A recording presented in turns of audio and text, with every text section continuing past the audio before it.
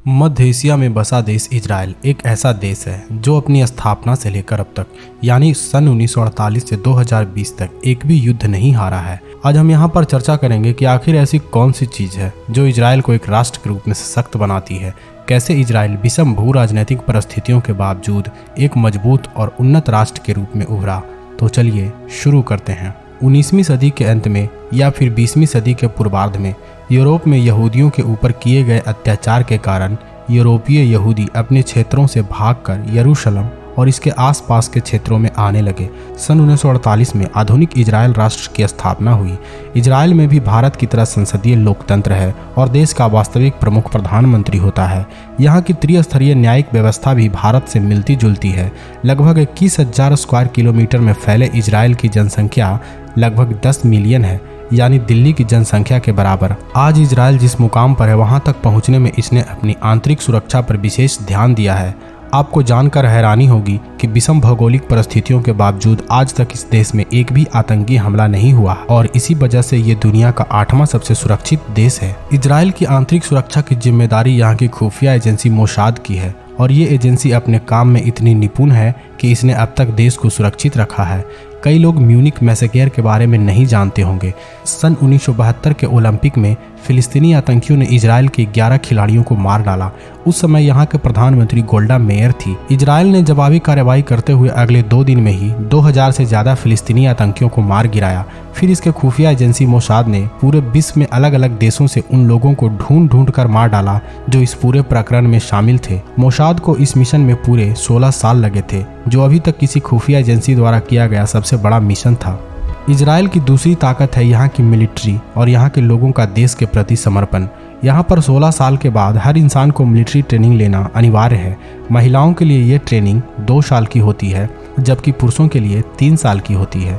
Israel के इस अनिवार्य मिलिट्री ट्रेनिंग का मकसद ये है कि समय पड़ने पर देश के लिए युद्ध लड़े और बाहरी आक्रमण होने पर अपने और अपने परिवार की रक्षा कर सके।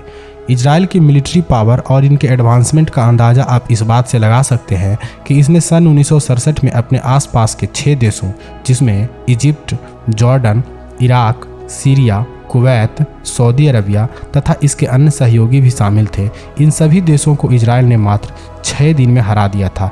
इस लड़ाई को जून वॉर के भी नाम से जाना जाता है। इजराइल दुनिया का एकमात्र ऐसा देश है जिसने एंटी बैलिस्टिक मिसाइल से पूरे देश को कवर कर लिया है। 387 बिलियन डॉलर की अर्थव्यवस्था वाला देश इजराइल का रक्षा बजट लगभग 20 बिलियन डॉलर का है, जो कि इसकी जीडीपी का 5.26% है। इसकी तुलना भारत से की जाए तो भारत का रक्षा बजट 72.9 बिलियन डॉलर है।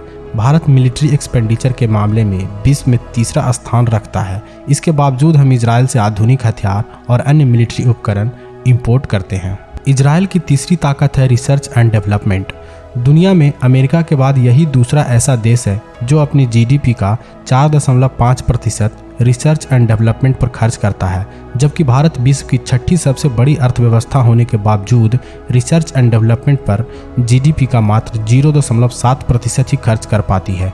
रिसर्च एंड डेवलपमेंट में ध्यान देने के कारण ही आज इजराइल को silicon valley of the middle east कहा जाता है।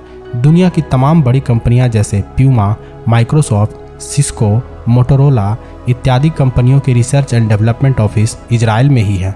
यूएसबी पोर्ट और यूएसबी भी इजराइल में ही बनाई गई है। आपको जानकर हैरानी होगी कि आप जितने भी महंगे इलेक्ट्रॉनिक गैजेट का उपयोग कर रहे हैं उन सब में से 90% का रिसर्च एंड डेवलपमेंट इजराइल में ही हुआ है। ईज ऑफ डूइंग बिजनेस के मामले में इजराइल 76.7 अंकों के साथ 35वें पायदान पर है, जबकि भारत 71 अंकों के साथ 63वें पायदान पर है। इजराइल की आर्थिक संपन्नता का चौथा कारण एक्सपोर्ट है। इजराइल अपनी देश में बनी चीज़ों के एक्सपोर्ट पर ज़्यादा ध्यान देते हैं। इजराइल के बनी चीज़ों पर दुनिया इसलिए भरोसा करती है कि ये क्वालिटी प्रोडक्ट देते हैं। इजराइल चीज़ों के उत्पादन पर ज़्यादा ध्यान नहीं देता है, बल्कि ये मानव संसाधन पर अधिक ध्यान देते हैं। इनके मानव संसाधन का अंदाज़ा आप इस बात से लगा सकते हैं कि अमेरिका में प्रत्येक 10,000 लोगों में से 80 रिसर्च साइंटिस्ट होते हैं, जबकि इजराइल में हर 10,000 लोगों में से 120 लोग रिसर्च साइंटिस्ट होते हैं, जो कि दुनिया में सबसे अधिक है। इजराइल की सरकार हमेशा से ही स्टार्टअप पर बहुत ही अधिक ध्यान देती रही है, जिसके कारण आज यहाँ 98% एम्प्लॉयमेंट है। इजराइल की संपन्नता का 5वां प्रमुख कारण है टूरिज्म। इजराइल ने टूरिज्म के महत्व को समझते हुए इस पर बहुत काम किया है। इतने छोटे देश होने के बावजूद इनके पास 250 से अधिक एक्टिव म्यूजियम है, जहां पर इनकी सभ्यता और संस्कृति से संबंधित चीजें हैं, जो पूरे विश्व से पर्यटकों को आकर्षित करती है।